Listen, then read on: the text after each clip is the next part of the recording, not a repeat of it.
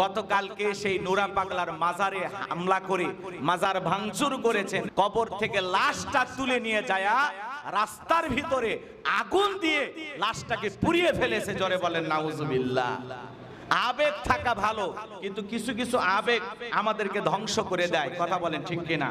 ইসলাম কখনো কবর থেকে লাশকে উঠিয়ে পুড়িয়ে ফেলাকে ইসলাম সমর্থন করে না। আমরা গতকাল থেকে দেখতে পাইতেছি সোশ্যাল মিডিয়ায় রাজবাড়ী জেলার গোয়ালন্দ থানার একটা ঘটনা। সে এলাকার নুরুল হক নামের একজন নুরাল পাগলা ইন্তিকাল করেছেন। তার মাজার এমন ভাবে করা হয়েছিল, কাবা ঘরের আদলে 12 ফিট উঁচুতে তাকে কবর দেওয়া হয়েছে। এলাকার লোকজন বিভিন্ন ভাবে এই মাজারটা নিয়ে প্রতিবাদ করেছেন। প্রতিবাদ করতে গিয়ে প্রশাসনের সাথে আলোচনা হয়েছে, এলাকা ভিত্তিক আলোচনা হয়েছে। পরিশেষে সেই বিক্ষিপ্ত জনগণ গতকালকে সেই নুরা পাগলার মাজারে হামলা করে মাজার ভাঙচুর করেছেন। কবর থেকে লাশটা তুলে নিয়ে যায় রাস্তার ভিতরে আগুন দিয়ে লাশটাকে পুড়িয়ে ফেলেছে। জোরে বলেন নাউজুবিল্লাহ। আবেগ থাকা ভালো, কিন্তু কিছু কিছু আবেগ আমাদেরকে ধ্বংস করে দেয়। কথা বলেন ঠিক কিনা? ইসলাম কখনো কবর থেকে লাশকে উঠিয়ে পুড়িয়ে ফেলাকে ইসলাম সমর্থন করে না। যেখানে নবী মুহাম্মদ সাল্লাল্লাহু আলাইহি সাল্লাম একজন ইহুদির লাশ দেখে দাঁড়িয়ে গেলেন, সাহাবায়ে কেরাম ডেকে বলেন, নবী আপনার সামনে যে লাশটা যায় এটা তো কোনো মুসলমানের লাশ নয়, এটা একজন ইহুদির লাশ। আল্লাহ রাসূল বলতেছেন, সে ইহুদি না খ্রিস্টান আমি এই জন্য দাঁড়াই নাই, আমি দাঁড়িয়েছি সেও একজন মানুষ, এই দিকে তাকাই আমি সম্মান প্রদর্শনের জন্য দাঁড়িয়ে গেছি। বলুন আল্লাহু আকবার। আর যেখানে একজন মুসলমান সে ইমাম মাহদি দাবি করেছিল, সেই 80-র দশকে নিজেকে ইমাম মাহদি দাবি করেছিল, অনেক বিভ্রান্তিকর বক্তব্য দিয়েছিল।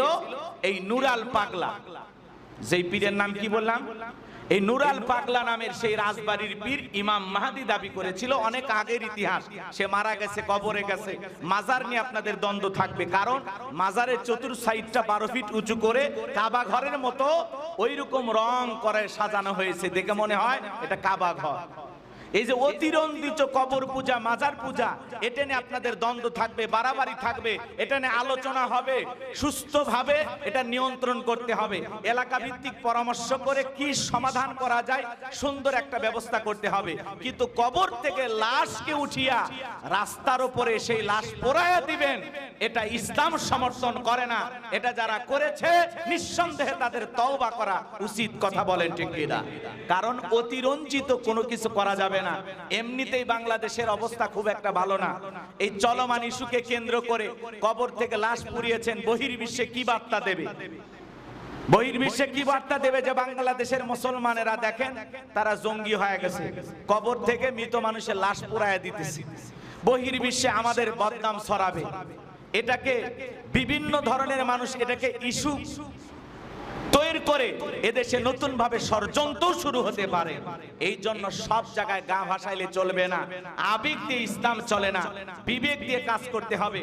একজন মৃত ব্যক্তিকে কবর থেকে তুলে রাস্তায় নিয়ে যা আগুন দিয়ে পোড়াবেন, এটা ইসলাম সমর্থন করে না।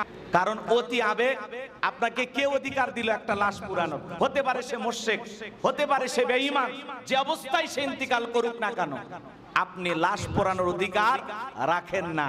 এই অতি আবেগের কারণে ইসলাম সমাজের চোখে আপনাদের কারণে খাটো হচ্ছে। এই জন্য অতি আবেগে কোনো কিছু করা যাবে না। যা করবেন কোরআন সুন্নাহর পদ্ধতি অবলম্বন করে আপনাকে করতে হবে। কথা বলেন না কেন? কবর থেকে লাশ উঠে নিয়ে যায়, লাশ পুরানো যাবে, এটাকে ইসলাম সমর্থন করে? এটা ইসলাম সমর্থন করে না। যারা এই কাজ করেছেন অতি আবেগে, তাদের দুঃখ প্রকাশ করা উচিত, জাতির সামনে ক্ষমা চাওয়া উচিত। কারণ এই আবেগের কারণে ইসলাম হাসির পাত্র হয়ে যাবে। সমাজের চোখে, বহির্বিশ্বের দরবারে বাংলাদেশের সুনাম নষ্ট হবে এবং ইসলাম নিয়ে মানুষের কাছে ভুল মেসেজ পৌঁছে যাবে। এই জন্য আল্লাহ পাক যেন তাদের হেদায়েত দান করেন। জোরে বলেন আমিন। কারণ এমনিতে রামবামের অভাব নাই, ওরা যদি একটা কিছু পারে টকশো গরম করবে, পুরো পৃথিবীর কাছে ওটা ভাইরাল করে দেবে। এই জন্য মুসলমানকে পা ফেলতে হবে বুঝে শুনে।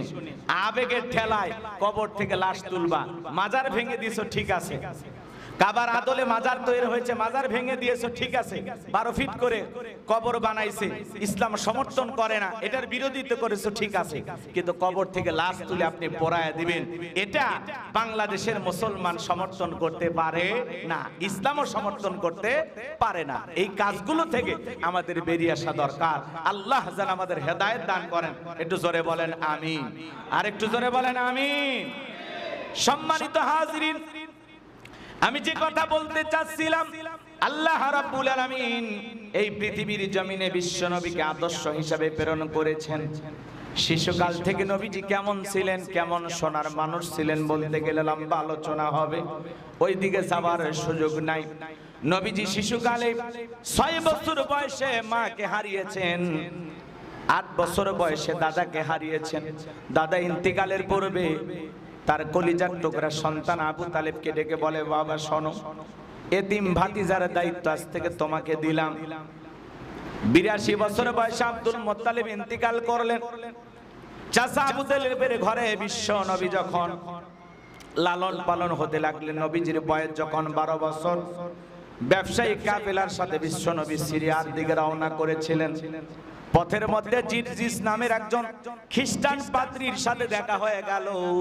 নবীজির চেহারার দিকে তাকাইয়া আবু তালিবকে ডেকে বলে, আবু তালিব বলো তো এই ছেলেটা তোমার কে হয়? আবু তালিব বলে, এটা আমার বেটা। ওই খ্রিস্টান পাদ্রীটিকে বলে, না আবু তালিব, তুমি যা বলতেছো মিথ্যা বলতেছো, এই ছেলে তোমার ছেলে হতে পারে না।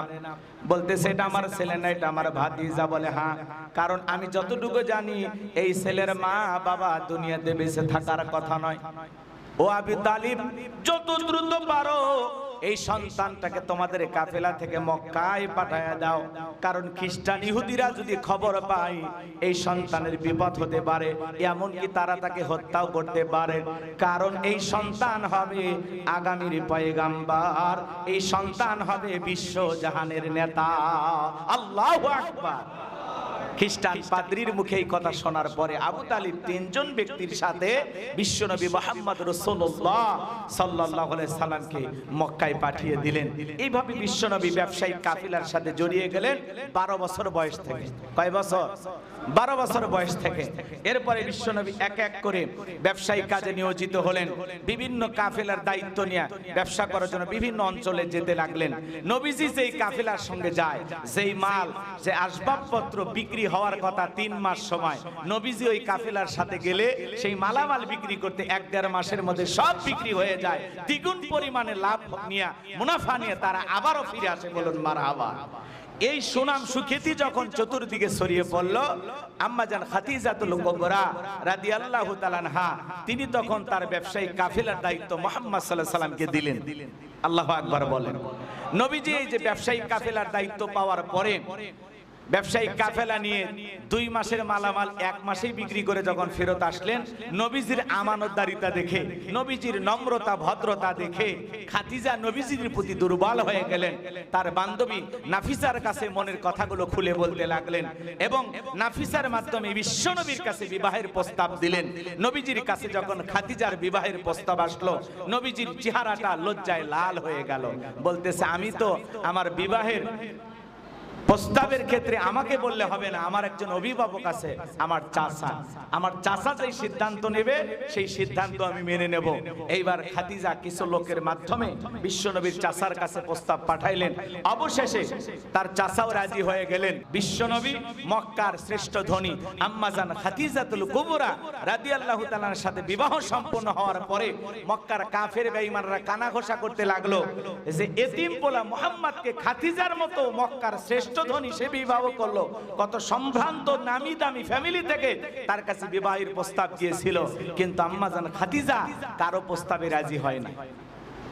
এইবার আম্মাজান খাদিজা মক্কার মানুষের সমালোচনা মুক্ত করার জন্য, তাদেরকে মেহমানদারি করার জন্য নির্দিষ্ট একটা দিন তার বাসায় দাওয়াত দিলেন। সমস্ত মানুষদেরকে দাওয়াত দেওয়ার পরে খাবারের ইন্তজাম করেছেন। পেট পুরে খাবানোর পরে সবার উদ্দেশ্যে বলতেছে, মুহাম্মদকে আমি বিবাহ করেছি, এই জন্য আপনারা সমালোচনা করেন যে আমি শ্রেষ্ঠ ধনী হয়া নবী মুহাম্মদকে বিবাহ করেছি।